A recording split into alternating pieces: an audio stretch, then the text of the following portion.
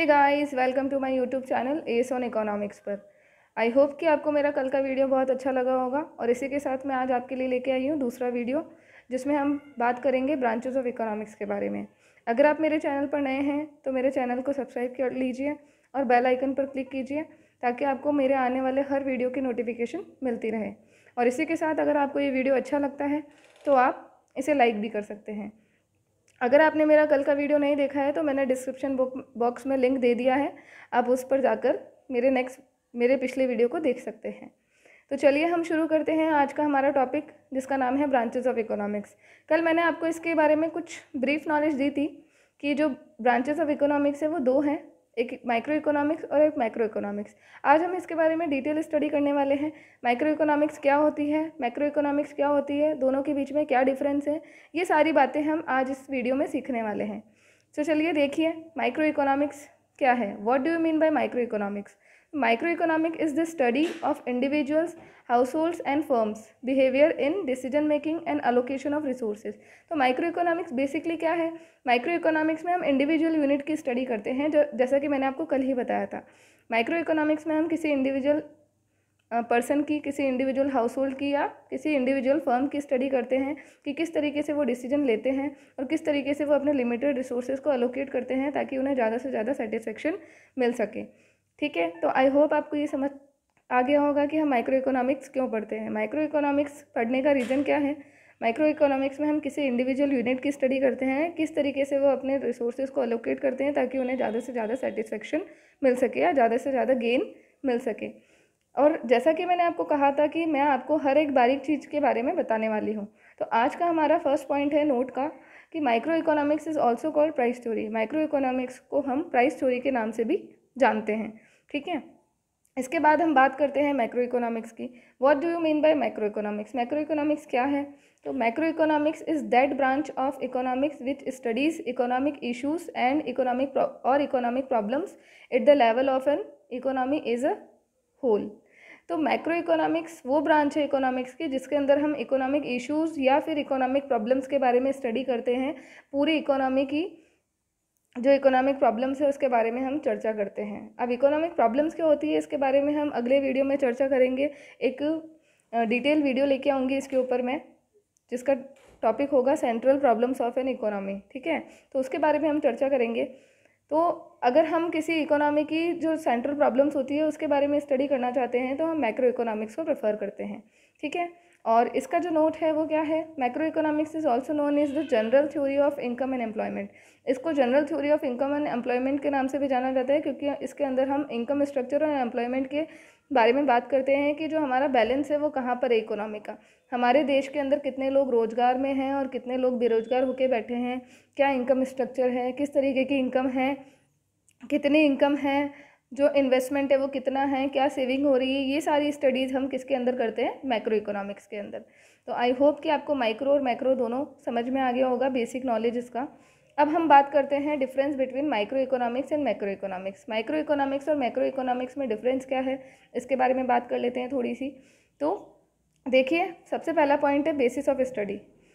इसका study basis क्या होता है? तो माइक्रो इकोनॉमिक्स के अंदर हम इंडिविजुअल यूनिट को स्टडी करते हैं, जबकि मैक्रो इकोनॉमिक्स के अंदर हम इकोनॉमी एज ए होल मतलब पूरी कंट्री की या पूरे नेशन की स्टडी करते हैं।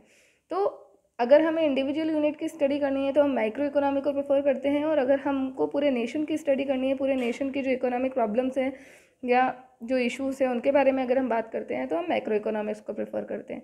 ठीक है, तो पहला पॉइंट आपको आई होप समझ आ गया होगा। नेक्स्ट है हमारा इकोनॉमिक वेरिएबल्स। तो माइक्रो इकोनॉमिक के अंदर वेरिएबल होते हैं कंज्यूमर की डिमांड। एक सिंगल कंज्यूमर है, उसकी कितनी डिमांड है, या जो प्रोड्यूसर है वो कितनी सप्लाई कर रहा है मार्केट के अंदर, इसकी स्टडी हम किस में करते हैं? माइक्रो इकोनॉमिक्स में। उसी तरीके से मैक्रो इकोनॉमिक्स, तो अगर एग्रीगेट डिमांड या एग्रीगेट सप्लाई के बारे में बात करते हैं हम तो उसकी स्टडी हम किस में करेंगे? मैक्रो इकोनॉमिक्स में। अब एग्रीगेट डिमांड और एग्रीगेट सप्लाई क्या होती है इसको समझाने के लिए मैं आपको एक छोटा सा एग्जाम्पल देती हूँ। मान लीजिए कि 3 पर्सन है, पर्सन ए, पर्सन बी और पर्सन सी। ठीक है, पर्सन ए ने 10 ऑरेंजेस की डिमांड की और पर्सन ए ने 10 ऑरेंजेस की डिमांड की, पर्सन बी ने 5 ऑरेंजेस की डिमांड की और पर्सन सी ने 15 ऑरेंजेस की डिमांड की। ठीक है। तो अगर मैं इंडिविजुअली बात करूँ पर्सन ए, पर्सन बी और पर्सन सी की, तो पर्सन ए की डिमांड है 10 ऑरेंजेस, पर्सन बी की डिमांड है 5 ऑरेंजेस और पर्सन सी की डिमांड है 15 ऑरेंजेस। तो ये जब इनकी इंडिविजुअल की बात कर रही हूँ मैं, तो ये हो गई कंज्यूमर डिमांड, ठीक है, ये इनकी इंडिविजुअल डिमांड है। और अगर मैं कह दूँ कि ए, बी और सी तीनों की मिलाकर कितनी डिमांड है, तो पर्सन ए, पर्सन बी और पर्सन सी को अगर मैं ऐड करूँ तो मेरे आते हैं टोटल 30 ऑरेंजेस। तो ये जो 30 ऑरेंजेस है ये है मेरी मार्केट डिमांड, और इसी मार्केट डिमांड को मैं एग्रीगेट डिमांड के नाम से जानती हूँ, ठीक है। उसी तरीके से एग्रीगेट सप्लाई होता है। मान लो पर्सन ए, पर्सन बी और पर्सन सी तीनों सप्लायर्स हैं, ठीक है, तो तीनों ने अलग अलग ऑरेंजेस सप्लाई किए अलग अलग क्वांटिटी में। तो अगर हम तीनों की अलग अलग क्वांटिटी को पढ़ते हैं तो वो माइक्रो इकोनॉमिक्स में आएगा। और जब मैं तीनों की क्वांटिटी को ऐड कर दूंगी कि तीनों ने इतना टोटल कितना सप्लाई किया मार्केट के अंदर, तो वो मेरी हो जाएगी मार्केट सप्लाई, और उसी मार्केट सप्लाई को मैं एग्रीगेट सप्लाई के नाम से जानती हूँ। क्लियर है आपको ये टॉपिक? एग्रीगेट डिमांड और एग्रीगेट सप्लाई को मार्केट डिमांड और मार्केट सप्लाई के नाम से भी जाना जाता है। और मार्केट डिमांड क्या होती है? एक मार्केट के अंदर अवेलेबल जो भी कंज्यूमर्स है उन्होंने जितनी टोटल डिमांड की है वो है हमारी एग्रीगेट डिमांड या मार्केट डिमांड। और मार्केट सप्लाई या एग्रीगेट सप्लाई किसे कहते हैं? एक अवेलेबल मार्केट के अंदर जितने भी अवेलेबल सप्लायर्स हैं उन्होंने टोटल कितनी सप्लाई की है मार्केट में, टोटल क्वांटिटी उन्होंने कितनी सप्लाई की, that is my aggregate supply और एग्रीगेट और मार्केट सप्लाई। आई होप कि आपको ये क्लियर हो गया होगा। नेक्स्ट है हमारा इकोनॉमिक एजेंट्स। माइक्रो इकोनॉमिक्स में हम किन किन एजेंट्स के बारे में बात करते हैं? तो हम इंडिविजुअल कंज्यूमर या प्रोड्यूसर के बारे में बात करते हैं माइक्रो इकोनॉमिक्स के अंदर, जिनका फोकस सिर्फ और सिर्फ प्रॉफिट कमाने पे होता है। मतलब इनका मोटिव सिर्फ और सिर्फ अपने तक होता है। इनके लिए सबसे ज़्यादा फोकस की चीज़ है कि ज़्यादा से ज़्यादा प्रॉफिट कमाना। एक कंज्यूमर अगर पैसे खर्च कर रहा है तो वो ये चाहेगा कि उसे ज़्यादा से ज़्यादा सेटिस्फेक्शन मिले, और अगर एक प्रोड्यूसर अगर पैसे खर्च कर रहा है तो वो ये चाहेगा कि जितना उसने पैसा खर्च किया उससे ज़्यादा उसे प्रॉफिट मिले, मतलब कि उसका प्रॉफिट ज़्यादा से ज़्यादा मैक्सिमाइज हो, ठीक है। इसी तरह मैक्रो इकोनॉमिक्स के जो एजेंट्स हैं वो कौन से हैं? तो स्टैच्यूटरी बॉडी हमारे मैक्रो इकोनॉमिक्स के एजेंट्स कहलाएंगे, जिसमें आरबीआई, सेबी, ट्राई, ये सभी हमारे मैक्रो इकोनॉमिक्स के एजेंट्स हैं। और इनका फोकस पर्सनल गेन पे नहीं होता है, इनका फोकस होता है सोशल वेलफेयर पे, कि ज़्यादा से ज़्यादा लोगों का वेलफेयर हो सके, ज़्यादा से ज़्यादा सेटिस्फेक्शन लोगों को मिल सके, इस पे इन लोगों का फोकस होता है। तो इन लोगों का जो फोकस एरिया है वो क्या है? मैक्सिमाइजेशन ऑफ सोशल वेलफेयर, ठीक है। तो ये थे इनके इकोनॉमिक एजेंट्स।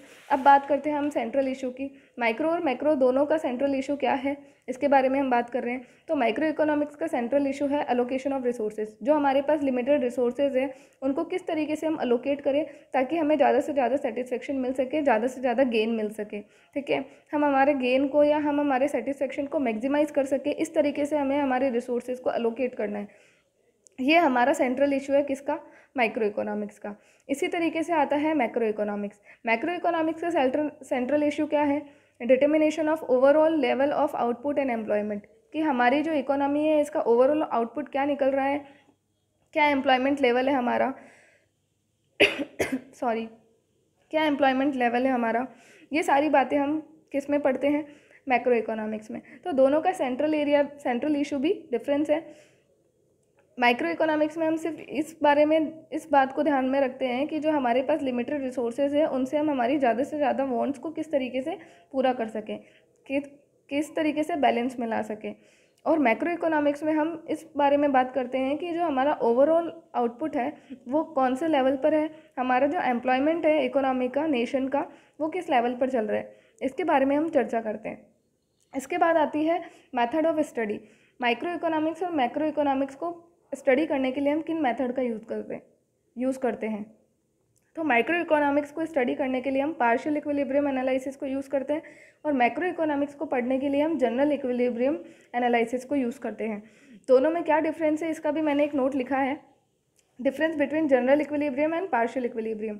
जनरल इक्विलिब्रियम किसको कहते हैं? General equilibrium refers to simultaneous equilibrium in all the markets in the economy. एक इकोनॉमी में जितने भी मार्केट्स होते हैं उनके इक्विलिब्रियम पॉइंट को कहा जाता है जनरल इक्विलिब्रियम। मतलब जो भी इक्विलिब्रियम पॉइंट मैंने निकाला है वो सारे ही मार्केट पे लागू होगा एक सेम कमोडिटी पे। मान लो अगर एक सोप है तो सोप के डिफरेंट मार्केट है, लाइफ बॉय भी है, डेटोल भी है, सेवलॉन भी है और लेक्स भी है। अलग अलग तरीके की सोप आपको मार्केट में देखने को मिलेगी, लेकिन कमोडिटी एक ही है, मार्केट कौन सा है, सोप मार्केट है, ठीक है। तो अगर मैंने एक इक्विलिब्रियम पॉइंट निकाल लिया, एक जनरल प्राइस निकाल ली, तो वो प्राइस ऑल मार्केट पर लागू होगी, मतलब सभी मार्केट पे सेम प्राइस चलेगी। और जो पार्शियल इक्विलिब्रियम है उसके अंदर क्या है, partial equilibrium refers to equilibrium in one market on the assumption that there is no change in the other market. अब पार्शियल इक्विलिब्रियम का मतलब ये होता है कि हम जब सिर्फ एक ही मार्केट की स्टडी करते हैं और बाकी सारे मार्केट को हम कांस्टेंट मारकर चलते हैं, तो वो होता है हमारा पार्शियल इक्विलिब्रियम, ठीक है। आई होप कि आपको समझ में आ गया होगा कि जनरल इक्विलिब्रियम और पार्शियल इक्विलिब्रियम में क्या डिफरेंस है। जनरल इक्विलिब्रियम के अंदर हम सिर्फ और सिर्फ जनरल इक्विलिब्रियम में हम पूरे के पूरे मार्केट्स की स्टडी करते हैं और एक जनरल इक्विलिब्रियम पॉइंट फाइंड करते हैं। और जो पार्शियल इक्विलिब्रियम है उसके अंदर हम सिर्फ एक मार्केट की स्टडी करते हैं और बाकी सारे मार्केट को हम कांस्टेंट मानकर चलते हैं। इक्विलिब्रियम पॉइंट क्या होता है, इक्विलिब्रियम पॉइंट वो पॉइंट होता है, पॉइंट ऑफ बैलेंस कहा जाता है इसे, एक ऐसा पॉइंट जिसके अंदर जो प्रोड्यूसर है और जो कंज्यूमर है दोनों ही उस पॉइंट पे सेटिस्फाई होते हैं, उसे कहा जाता है इक्विलिब्रियम पॉइंट। तो आई होप कि आपको ये समझ आ गया होगा और आज के लिए बस इतना ही। फिर मिलते हैं आपसे मेरे अगले वीडियो में जिसके अंदर हम पढ़ने वाले हैं सेंट्रल प्रॉब्लम ऑफ इकोनॉमिक। तो अगर आपको ये वीडियो पसंद आया है तो इसे लाइक करना ना भूलिएगा और सब्सक्राइब कर लीजिए मेरे चैनल को, ताकि आपको आने वाले हर वीडियो की नोटिफिकेशन मिलती रहे। और हाँ, बेल आइकन दबाना ना भूलिएगा। चलिए, घर पर रहिए, सुरक्षित रहिए, मिलते हैं आपसे अगले वीडियो में।